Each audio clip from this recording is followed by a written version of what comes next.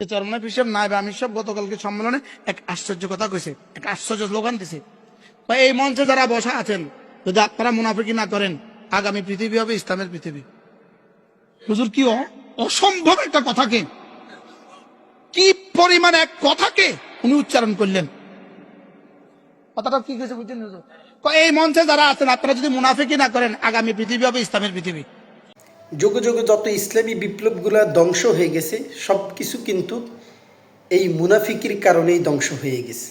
অতএব রসুল করিম সাল্লাল্লাহু আলাইহি সাল্লামের জমানা থেকে ইসলামী খেলাফত ধ্বংস হওয়ার আগ পর্যন্ত আপনি যতগুলো মুসলিম অধ্যুষিত, মুসলিম শাসিত রাষ্ট্র ক্ষমতা বাতিল সম্প্রদায়ের হাতে হস্তান্তর করার ইতিহাস জানবেন, ততগুলোর পিছনেই ক্ষমতার লোভ আর মুনাফিকি সবচেয়ে বড় কার্যকর ভূমিকা পালন করেছে।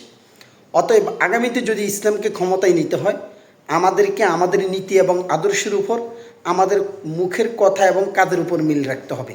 যদি কেউ মুনাফিকি করে, তার জন্য ইসলাম ক্ষতিগ্রস্ত হবে, এদেশের ইসলাম পার্লামেন্ট পর্যন্ত যেতে বাধাগ্রস্ত হবে।